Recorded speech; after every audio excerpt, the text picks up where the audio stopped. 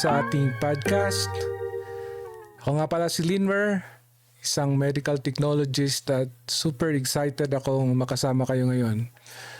So matagal kaming nagkahiwalay ng aking kasama ngayon dahil sa trabaho, magkatrabaho kami sa Saudi Arabia. Pero ngayon, nandito na tayo, finally working and living in America. So, grabe, ang saya ng podcast na first episode na to, JB. Yeah. Kamusta rin Linmer? No, you're from Arizona and also I'm based in here in Virginia naman. And of course, we're so excited to release our first ever podcast. By the way, I'm GD.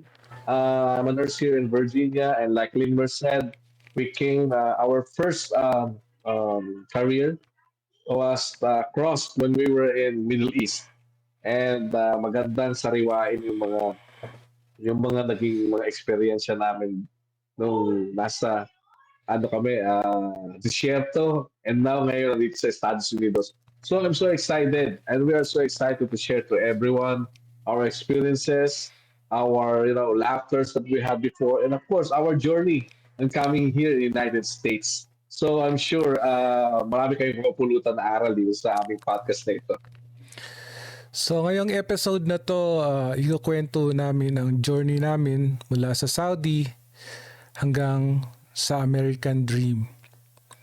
So kung healthcare worker ka or dating OFW, I'm sure pag nangangarap ka na magbago ang buhay, sigurado ako makaka-relate ka dito sa aming podcast na to. So this is gonna be our first episode. It's gonna be our first episode, so it's gonna be like it's not gonna be perfect, pero pag gawin nating as much as possible, makaka-relate ang isa't isa sa atin. Exactly, Repa, no? Pero before we start, let's sabihin muna natin sa mga ating manonood, bakit natin ginawa itong podcast na to. At kung ano yung mga exciting topics na pag-uusapan natin sa mga bawat season. Kasi we have our goal, no? Na maging honest, open to po sa, of course, reunion natin and journey natin. Kasi it's been a long time that we've not been together since Saudi days. At recently, we got connected. And gusto na kayong bumuo ng community, of course, na sabi mo nga, na makaka-relate yung mga OFW, healthcare professional, na nanggaling sa Middle East, coming to the United States. And we're gonna reassure the viewers at asahan nyo na yung mga personal stories namin, reflection, at practical insight sa mga susunod na episodes. So tayong mga susunod na episode ay mga kapanay-panabik talaga. So this is gonna be a story about transformation, sacrifice, and true success. So feel free to join us on social media para i-share ang inyong thoughts at questions.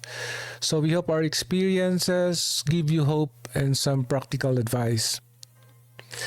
So our aim is to share our real experiences, lessons, at mga pangarap namin para sa mga taong nasa parehong sitwasyon.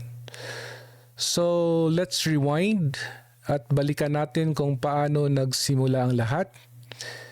Excited na ako makita ang journey natin at sana pati kayo excited na rin marinig ang mga adventures namin. Sama-sama tayo magbalik tanaw at i-relive natin mga unforgettable moments natin. Remember, during Saudi, diba? And bawat reunion, may sariling kwento. So, tuklasin natin yung sa atin and enjoy lang natin yung bawat sandali. So, I hope you're ready for an honest, fun, and heartfelt conversation. So, Jobber, paano nga ba nagsimula ang journey natin sa Saudi? Paano mo napili yung trabaho doon? Actually, Repa, I don't have any plans on going to Saudi Arabia before. Because I'm settled sa Philippines. I was working sa government hospital in Valenzuela. So I'm earning averagely, may extra ako sa mga clinic, but I don't have any thoughts of going abroad. Kasi I don't have any idea at all. Totally zero. Until such time, that was like, I think, Christmas. And then yung tita ni wife, ni Charmaine, came to our house in Pampanga. And then she just gave us, some thoughts of going to Saudi Arabia. And then that's it. Sab I said yes, and then next thing I know, Saudi Arabia na ako. So totally, I don't have any intention of going. But of course, by yung nga, tita ni Charmaine is binigyan ako ng opportunity. Then I said, okay, why not? Let's try. So tama, minsan ano kasi wala sa plano yung mga ginagawa natin. And explain mo yung paano ka nag-research at paano ka sumunod sa mga recommendations ng Pagpunta sa Saudi. papunta sa Saudi. Yeah. So, nag-search ako kung ano yung Saudi Arabia. Tapos yun nga, di ba? It's all desert, plain desert, hot. So I said, oh no. I'm used to, wet season or dry season. Kasi syempre, Pinoy tayo, no? So, and they said it's so strict. So, sabi daw dapat, may bigote ka. The culture. So, those things. Saka, nag-research ako kung ano yung mga bawal. Syempre, you are in the Muslim country, and they are practicing the Islam religion. So tayo mga Pilipino, syempre kumakain tayo ng, di ba, ng baboy, karne ng baboy. So that's number one bawal. So that's only the thing na the nag take consideration na mag-research kasi really coming in Saudi, it's not it's not easy. Sa akin naman ano ko sa sarili ko na ito na yung chance ko para makapagbigay din ng magandang buhay sa pamilya. So although may sacrifices, kaya ano naman yung first impression mo nung dumating ka ng Saudi? Ano yung unang malaking challenge mo bilang healthcare worker doon? Well, overwhelming talaga, no? Sa simula, first, number one kasi language, di ba? At saka syempre, yung sistema sa ospital, iba. Nasanay tayo sa Pilipinas, di ba? We're enjoying what we're doing. Pero sa Saudi, there's a system, mabilis, organized, pero sobrang strict. Sobra. Tapos naalala ko pa nga nung araw, nahirapan akong intindihin yung no, workflow dahil sa language. And you remember before, diba? Nagkaroon tayo ng short tao dito, lecture about their languages. Yeah. I think a couple of days ng language training, but it's hard. So naalala ko sometimes nag-sign language nila ako sa pasyente if I will give syringe. So yung mga yung mga tawag dito, yung first impressions ko at mga initial challenges ko. First time coming in Saudi Arabia. How about sa'yo, Repa? For me, adjusting sa working hours at yung mga expectation ng mga pasyente nang naging medyo malaking hurdle. Pero sa bawat pagkakamali, natututo tayo. And I remember minsan yung mga pasyente doon naghihintay ng results and they're so in a hurry, always in a hurry. Pero you just have to learn some tricks on how to handle things. So you just have to do things na para matuto ka ng mabilis. And knowing them, no? Not in general. Talagang they want to facilitate things in a fast manner, di ba? Di ba may ganun pa nga sila, di ba? May ganun. Ayan, sa mga nakapag-abroad na Saudi, Middle East, Alam na yan. dagiga. Alam na to, no?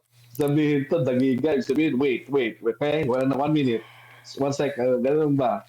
So, yun mga naalala ko. At saka syempre, no? Meron din mga memorable, funny experiences. There's one time I remember, this one I will not forget because yung sinabi ko nga, I don't know how to speak their language. I don't know Arabic. Kaya when I have an encounter with patient, literally, I did basic sign language. I was I was working at that time sa ED, kasama ko sila team tsaka si Erickson. And there is this poor patient. And then sabi ng doktor, give daw ng ibra o injection. Yeah. So yung pasyente, instead na kasi dapat sa puwet eh, di ba? Injection through deltoid or through buttocks, gumanga. Gumanga. So, yan sobrang nakakatawang experience yun. Pero syempre, being professional, dapat i-resist mo yung sarili mo, mo, Parang naalala ko ipigilan pa mo yung yan, sarili parang mo. parang pelikula, no? Pero sa realidad, super funny yung mga ganun yung moments talaga. Ah, Pero yun yung totoo. magpapalakas ng loob kahit sa gitna ng challenges, di ba? Yung mga ganong... Tama. Oh, so yung mga Tama ka listeners dyan. natin sa social media, try to share your experiences nyo kung OFW kayo. Sabihin nyo sa amin kung ano yung mga funny experiences na nangyayari sa inyo, especially in a country like Saudi Arabia. Kasi talagang mahirap pag may communication language barrier na ganyan. Totoo. Exactly. At makaka-relate talaga sila. Makaka-relate. Anyhow, um, sa kabila ng mga hamon, mga challenges natin sa Saudi, may bagay ako namimiss. Ang dami. To name a few, yung simplicity ng buhay ba? Diba? Kasi sa Saudi, no taxes, di ba? Mhm. Tapos, libre lahat. Libre accommodation, transportation, salary, buong-buong makukuha. Di ba? At yung masyado straightforward yung approach sa buhay. Actually, na lang, usual routine eh. Di ba nga, dahil nga sa simpleng buhay, hindi natin na-feel yung katoxican nun. Naalala mo, Repa, kasi we have a lot of extra time. Di Yeah, ba? tama. Mag-aalis tayo ng mga tropa, di ba? Mamasyal, kakain kasi masarap ang pagkain dito. Tapos maraming Pilipino. So parang hindi ka out of this world. So parang nafe-feel mo yung strong sense of community. Yeah? Tapos ano rin, somehow, kasi matagal ako sa Saudi, 11 years eh. Oh, 11 2011. years. Umabot ka ba ng 11 years doon? 11 years ako, 11 years. Hanggang 3 years So lang ako doon eh. somehow, it shapes me, it molds me on all my experiences, at it affects my values. Nag-ano na ako, natutunan ko yung language, tapos yung greetings na mahaba, ginagawa ko yun, pa. Nakikiss sa nose, ginagawa ko yun. So yung mga values and experiences, na-adapt ko rin in the long run. Agree ako, pero sabay din nating napagtanto na may mga limitasyon doon. So dito nagsimula ang mga pangarap na maghanap ng mas malaking oportunidad. Kaya naisip natin bakit hindi subukan yung bago. Mm. So Jober, kailan mo talaga naisip na lumipat sa US? Ano yung naging turning point para sa'yo? To be honest, Repa, hindi US ang unang destination ko.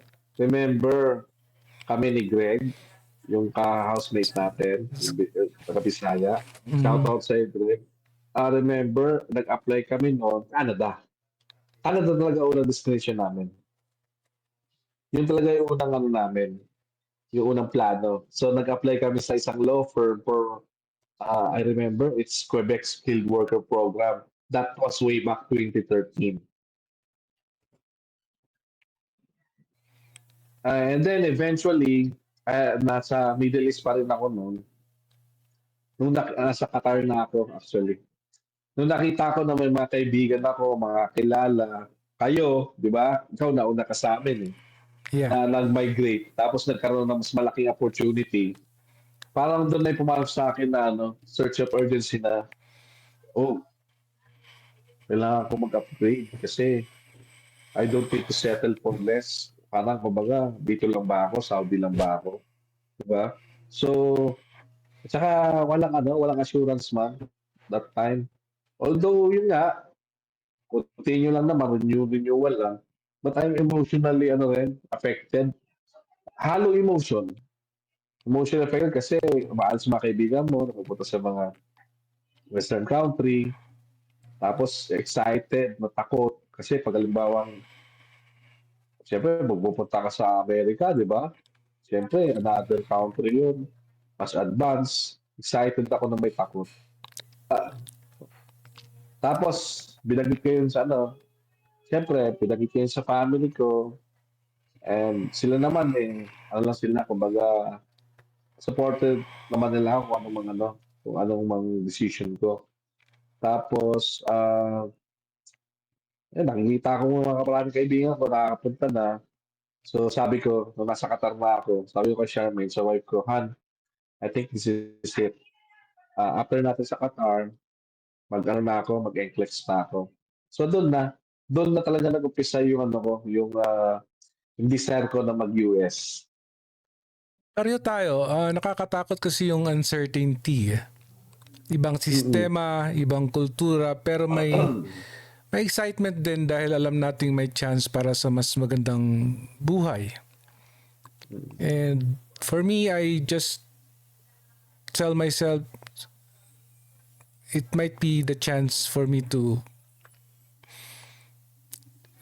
get a more prosperous life, di ba? Naging optimistic lang tayo na kahit may takot, tuloy lang, tuloy lang. Kasi ready naman tayo kahit saan, di ba? Tama ka dyan. Tama ka dyan. Nandun talaga yung takot sa lahat naman. But I think our listeners will agree with this statement na parang going syempre, to US, there's a lot of mga obstacle, mga bumps on the roads, di ba? Ay, syempre, paano ka, marami kang, kumbaga, what if, uncertainty, mga question, paano kung hindi magtagumpay lahat? Yung takot mo syempre, sanda makuha na paperwork, exam, NCLEX, hirap yung interview, sobrang stressful. So, naalala ko nga that time, stress na stress ako noon dahil nga sa mga papeles na hiningi ng company, di ba? Ng agency. Ang dami, nasa pa ako noon. Dito, nasa ibang bansa pa ako noon, di ba? Siyempre, kunin yung mga papeles sa Pilipinas. Tapos, siyempre, um, yung mga, ang tawag dito, yung mga hindi mo ina-expect na mga hurdles, okay, na nalampasan natin, kagaya ng nagkuha ka ng evaluation for your TOR or credentials sa TOR, tapos biglang hindi dumating ba dun sa kumbaga Pinadalan. recipient. Tama. So gagastos ka na naman, di ba? So I know that our listeners will gonna parang they will feel that they can relate to our experience. Kaya I invite all the listeners na if you have the same experience, mag-share kung anong karanasan nyo. Yeah, share sa comment. And then share in the comment box kung what are your experiences about the struggles, tapos yung hardship, tapos mga different hurdles coming here in US, tapos kung ano mga challenges na napasan nila. Tama, grabe yung dami ng requirements at bawat step. Parang sinusubok talaga yung determination mo. Pero sabi nga nila, take the risk or lose the chance. Diba? Yeah. Sa akin naman kasi, dinahandahan ko lang siya talaga. With prayers and hingi din ng guidance sa Panginoon. Kasi everything went so smooth pag talaga. And kailangan mo rin ng patience. Hindi mo kailangan magmadali. Kasi nung ginawa ko yung sa akin kasi pag nung nasa Saudi pa ako nun, hindi mo I know hindi mo in-expect na ganun kabilis yung alis ko nun, di ba? Basta lang ako umalis bigla. Oo, bilis. Parang walang ka Kasi retro tapos biglang alis na siya kasi si Kuya Rodel matagalan. Ikaw ang bilis mo. Bilis sa akin kasi nag-apply ako ng November. Tapos natanggap ako, December pinrasis yung papel ko, nagkaroon kagad ako ng visa. So ang bilis talaga siya and wala naging problema kay Hashim. Diretso Sa HR. diretso Oo. kahit hindi pa tapos yung contract ko noon. Actually nag-breach of contract ako noon eh. Pero kasi kailangan ko nang umalis and everything went smooth. And I remember during that time is that nagulat kami kasi syempre alis ka na, di ba? May committee tayo nun eh.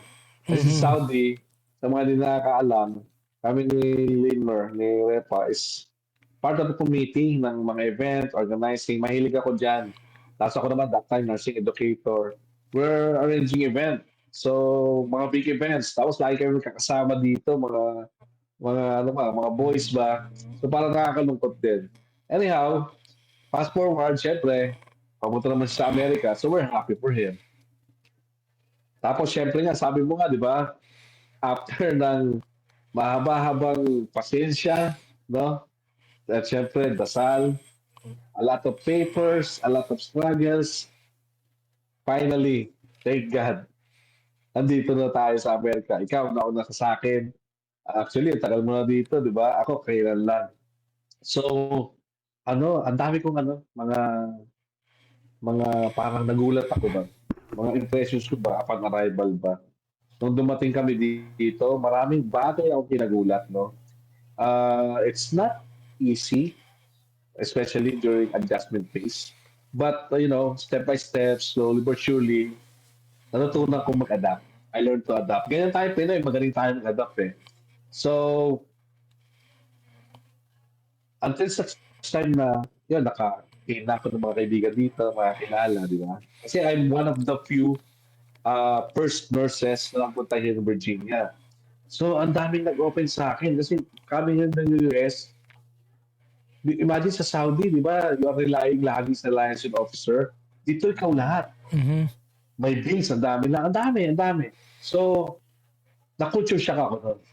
Kasi, culture-wise, ang laking adjustment dahil sa Saudi, kumbaga, para tayong lazy, lazy boss kasi may mag-aalis para sa atin, may magbabayad ng bills para sa atin. Dito, hindi.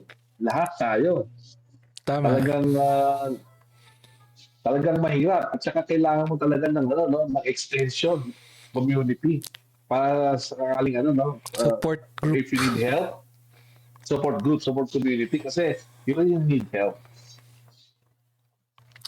I remember thinking, nung dumating ako dito, sabi ko, this is it. Simula na ng bagong buhay. Kahit na mahirap sa simula, may pag-asa at excitement sa pagbabago. And it was really, I'm emotional that time kasi nga, hindi ko inisip na makakarating ako dito. But every day is a struggle kasi kailangan mo makipagsalamuha, kailangan mo makipag-adjust with the new family. But I'm sure, one thing for sure, alam ko na I made the right choice kasi I know na makapagbabago to ng buhay ng family ko at for me as a person. Yeah. Exactly. That's our goal talaga, no? To have better life, of course, no? Better future for our family. Kaya paano, hindi naging madali yung unang year ko dito. Sa mga hindi nakakaalam. A lot of adjustment, no? Napakaraming challenges. Ang I think, the most challenging is yung work culture. Dito kasi, kaya nga sabi ko, mas direct at saka independent ang lahat dito. So talagang walang pakialamanan, no? Kaya kailangan mo talaga maging proactive sa sa work environment mo. Tapos naman, um, kailangan mo talaga mag-adjust, no? Sa mga new expectations talaga. Ang dami mga adjustments sa work values mo kasi iba talaga yung work culture nila dito sa Amerika, no? I remember when I was in Saudi, parang hindi man ako toxic. Yeah. Pero dito, overwhelming ang healthcare industry. Kasi imagine ratio ng nurse to patient ratio. I don't know in your case sa lab, but yung data sa ICU kasi ako eh. So that ano talaga, that result ni parang kumbaga stress, anxiety, sobra. At saka ano ang laki pagkakaiba yung differences of communication style compared before. Di ba? Here, hindi ko na kailangan mag-adjust ng ano, kumbaga language kasi basic language, di ba? What's their ano, what's the tawag dito? What's their language of ano ginagamit dito is English. So wala ka ng adjustment about it, di ba? Tapos I feel like there's more opportunity as far as professional growth is concerned. Sa Oo. Saudi, I kasi remember, sa Saudi iba ang dynamic sa hospital. Dito uh, mas mataas ang level ng responsibility at accountability.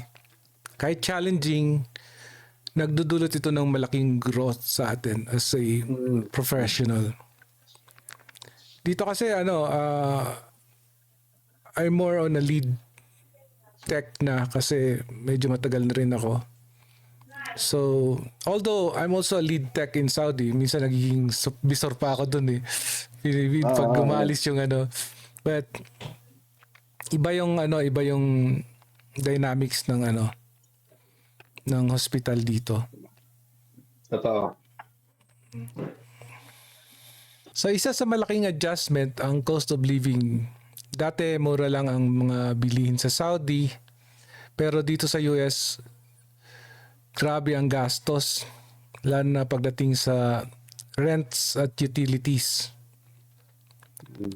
So, halimbawa, yung mga itlog ngayon, the eggs is very expensive already. Kaya ko lang Tama. dito lang ba, pero Lahat. naapektuhan talaga yung ng differences ang daily lifestyle natin. Kasi sa Saudi kasi sabi mo nga walang tax, 'di ba? At saka Mm, yung nare-receive mo buong buo. mm, So, yung budgeting natin medyo naiba. Kakaroon mm. tayo ng parang perspective on how to manage our finances, 'di Exactly. ba? Yeah. Hindi lang yun. Yung pag-manage nga ng budget, gaya nga ng sabi mo, no? Naging malaking challenge talaga sa amin to. Kasi nga, dati hindi naman namin minamind yung pag-budget, di ba? Kasi you don't have to worry about it. But here, lalo sa mga unang buwan namin here sa United States, nako, ang daming mga bagong gastusin na hindi mo inaasahan. Sobrang dami. Kagaya lang sa halimbawa, yung mga insurances ng sasakyan, di ba? Yeah. Kala mo, bibili ka lang ng sasakyan. Sa Saudi, ang mura lang, walang insurance eh. Di ba, Tsaka register lang ata? yung healthcare dito. Healthcare, yung pa nga. Yan ang mga ano, di ba? Dito, pa-check up ka, may copay. Sa Saudi, basta sa Saudi, empleyado ka, pumasok ka, obligado yung employer mo, nakuha ka ng insurance. Expense paid lahat. From the tip of your toe to the top of your head. Check in lahat yan. Free, lalabas ka. But here in US, isa yan sa mga talagang challenging namin no, expected ng mga gastusin, yung mga healthcare expenses nga. Tapos din, syempre, no, ang dami kong mga dito para mga trial and error. Ang dami kong pagkakamali dito pag manage ng pera. Yeah. Kasi usually, lagi lang ako, bangko. Yeah. Sa bangko lang ako, tapos yun, just giving certain amount of percentage. Yun lang kasi ang alam mo. Kasi traditional Filipino naman tayo. Yun lang turo sa atin. At saka dito yung mga 401k, 1, 2, 3, 4, 5, 6, I don't know them. Yeah, so kailangan mo talaga maging ano ka doon, tawag dito, maging educated ka doon, no? Or else talo ka. Tapos, ah, dito na, nag-budget na kami ni Mrs. We are, ano, no? We must know how to streamline yung mga expenses namin. So, Tama. ang dami talagang adjustment.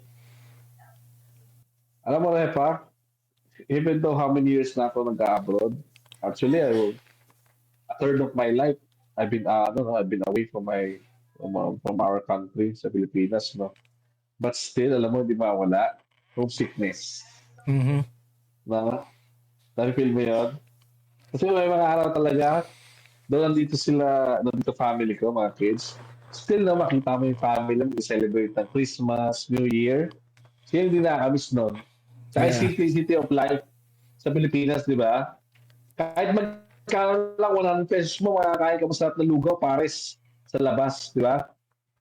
So, siyempre, na-homesick tayo. Good thing, we are so thankful because of the technology, di ba? We're able to see our families back to our country, di ba? Yun yung mga yung mga tawag dito, mga ways ko para ma-overcome yung homesickness. I'm just calling them, Facebook calls, di ba? Tsaka syempre, pagsali sa mga social groups dito, di ba? I think I'm a no man's island. I can't live alone kasi syempre kailangan ko ng extension ng community here. Tapos, I just realized na though matagal na ako nag-abroad, yung pag-US, it molds me. It makes me tough. Ito Yeah. yung parang na-realize ko na, oh, tumitibay ako. Di ba? Mhm. So ngayon, sa ating mga sa ating mga taga-subaybay, Yeah, alam ko maraming ah makaka-relate dyan. makaka-relate dito eh. Diba? Lalo sa mga homesickness tsaka mga nararamdaman mo parang parang feeling of loneliness lalo sa abroad. Kaya kung mga nakikinig sa atin, no, share nyo yung mga niyo, kung paano nyo hinaharap yung mga challenges nyo, kung ano yung mga solution nyo, hinaharap nyo yung mga pagsubok ba. Alam ko yan eh. May mga pagkakataon na gusto ko nang bumalik. Pero alam ko na sa long run, tama ang desisyon nating ito para sa ating mga pangarap. Mm. Kasi Yeah. at in the end of the day, mas madali pa rin yung buhay dito sa US. Kasi nung dumating ako dito, wala yung family ko eh. I was working as Ano? working visa ako. So Oh. there's a possibility for pwede kang mawalan ng trabaho. And I Mm. did lose my job the first experience ko dito kasi mula nung I just spend 4 months sa first workplace ko dito kasi I lost my job there, then I have to look for another job considering na Mm. working visa ako and I have to find a new employer. Kung hindi, I will be Mm. deported. So, and by God's grace naman, mabilis lang naman yung after 2 months, I was able to find a job. May Mm. sponsor sa akin ulit and ito na yung pinagtatrabahuan ko ngayon, which is we could say a blessing in disguise na wala yung isa, may dumating na bago and Mm. it's better than the old one, sabi natin.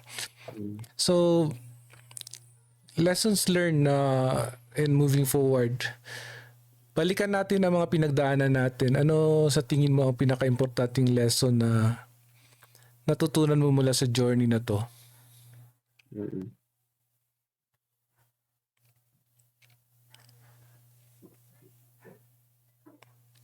Para sa akin, I think I learned na hindi sapat na magtrabaho lang for the present, no. I think we need to plan for our future, Yeah, tama. no. Kasi though we are we're able, yeah, we're able to work, but the thing is that we are uncertain of life, di ba? Even though ngayon, di ba natin na pag-uusapan ng investment, ang importante ay yung progress. Kasi investment, not only investment with money, but invested with time. Time with our family. Yeah. Magkakonekta yan eh. Invested time with my family. At the same time, of course, investment as far as money in terms. Kasi I think time is so essential. Kasi time is not on our side. So we have to think, we have to plan as of now. Now is the right time to plan for our future. No? So nagkaroon ako ng search of urgency to to create a plan, okay? for my better future nung nandito ako sa US. Especially nung nagkaroon ako ng mortgages. Yan. Alam mo bakit? Kasi ang dami ko natutunan. Sabi ko, okay, mayroon nga akong bahay. But the thing is that if this bahay, if this mortgage, hindi mo siya secured, di ba? God forbid nawala kami. Hindi ito direct makakuha ng mga anak ko. This will go to the federal state. Yung mga ganong example ba? So, Yeah. kailangan, yun yung mga reason that, that push me to plan for the future, to to secure my future. Yan. Diba? At saka I'm just preparing myself for every challenges. No? For every challenges, and I'm open always for future opportunities. I'm always doing that since I came here in the USA. Kailangan open ako for the opportunities. I should think outside of my box, or else paycheck to paycheck tayo forever. Tatanda tayo. At syempre, no, nakikita nga natin, daming mga retiree, no? 60, 65, still they're working. So that's the very importance, no? Ang masasabi ko dito, dapat we are open for our continuous growth. Kasi Agree ako. nun. Yun ang dapat reinforce natin. Agree ako dyan. Even though ngayon, focus tayo sa adjustment and adapting, alam nating mahalaga ang planning para sa future. For now, let's celebrate our journey and the growth we've experienced. So kung summarize natin yung challenges and triumphs ng journey natin, dapat tayong magpasalamat sa mga lessons na natutunan natin. So mag-set up tayo ng positive tone para sa future habang sinisilip pa natin ang susunod na topics natin dito sa podcast na to. Kuya, tama ka dyan. At saka syempre, no, always prayer. Prayer works. Tama. Always na Agree. tayo, no? Sabi nga eh, don't complain about anything. Instead, pray for everything. Mhm. Okay? Pray for him what you want and always thank him for what he does. Tama. Yeah. Kasi plano naman sa Panginoon natin is for our future, di ba? Sabi nga niya, Exactly. for the plans I have for you is to give us hope and a future, not to harm us. Amen. Amen. Tama. Jeremiah 29:11. Correct. I love that scripture. One of my favorite. One of my favorite. Napakaganda. And Tama. it just shows how we are now. Paano natin paano ito sinubok ng panahon at struggles, and after that one we're here. Di ba? Yeah. Exactly. Sino ba magsasabi na we could be working here in the US? Wala sa isip ko yun. Although I did my best. I did my part. I didn't plan for going here, but I did my part. I took the exams and everything. Yeah, me likewise, no? Ako nga, natatanong ko nga sa sarili ko, Han, nandito na ba talaga tayo sa US? Every time na gumigising ako sa bahay ko na to, I'm always thanking God, Han, ikaw napaka-blessed natin. I'm so grateful. Nandito tayo sa US. At saka, nung bata pa ako, sinasabi ko sa sarili ko sa akin, gusto ko on my lineage, maputol yung chain of poverty. So now, I open the opportunity.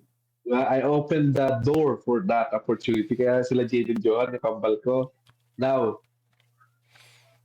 I think I can do more.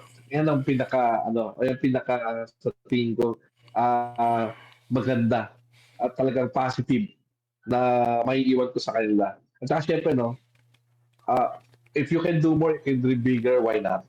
Why not dream bigger? So, yun. I think that's for it for tonight, kasi napakaganda ng topic natin at saka napaka-broad dito, and I hope our viewers will tawag dito, makika-relate sa mga pag-usapan natin. And sa mga susunod na episodes, sa pag-uusapan naman natin yung mga mas detalyadong adjustments sa work and about life here sa US. Marami pa tayong mga tunan. At of course, ibabahagi namin yung mga daily struggles namin, to practical tips para sa ating mga fellow healthcare workers. Kasi alam ko makaka-relate kayo. No? So, I invite our listeners, and of course, thank you for listening to our first podcast. We are so excited about it. And I invite you to subscribe. At of course, share ang kanilang mga own stories sa aming comic box, no? And also, um, I'm gonna entice you with our next topics, no? Pero hindi namin, kumbaga bigyan natin kayo ng gist about Yeah, yeah. next topic. Ano ba yung mga next topic natin na It's gonna pwedeng, be a fun uh, conversation again, JV. So uh, we'll be talking about life here in the US, paano tayo nag-adjust, uh, and all the details that are gonna be. yes. So stay tuned, mga kaibigan. Yep. Just stay tuned. Stay tuned. And if you enjoyed today's episode, don't forget to subscribe and follow us on our social media para updated kayo sa mga bagong episode. So this is our first episode and we thank all the audience. And please comment para sa algorithm natin. We want this to be Yeah. a big community. We want this to Yeah. we want to be a part of your life kasi alam namin in this kind of platform we'll be able to share kahit konting motivation man lang para sino yung mga nasa lugar na dinaanan namin could be a big influence for them too. So Yeah, and again, we might give a question and answer or live sessions some of these days yeah. para magkaroon tayo ng question and answer portions. So we're just excited na makipag-connect sa community, OFW, healthcare workers na gustong pumunta ng US, nurses, medtechs, so lahat ng All mga healthcare workers. healthcare workers. Yes, and of course, again, thank you so much for listening. And I hope na sana na-inspire namin kayo. Again, this is JB. I got my YouTube account, Team Rebellial, and IG ko naman is JB Lairibol. Again, no, we would like you to invite always to watch our podcast and your presence. We really appreciate your time on listening to our podcast. And again, our comment box. This is our safe community, so we're open to feedback and any questions and suggestions as well. And this is Linmer. So kita-kita tayo sa kita-kits tayo sa susunod na episode. And also you can follow me on my YouTube channel Pinoy MT. And also in my Facebook and Instagram, it's Linmer Perolino. So hopefully magiging masaya ulit ang second episode natin, JB, and it's gonna be coming. Yeah, of course. We hope we could be doing this every week episode, so it could be consistent with our So muli magpapasalamat kami sa nag-follow sa social media and or following this podcast. And taos puso kami na magbibigay kami ng magandang content para sa inyo dyan. We'll try our best to make a good content which is more relatable and more educational, informational for you all, our listeners. Thank you again. Good. Thank you, JB.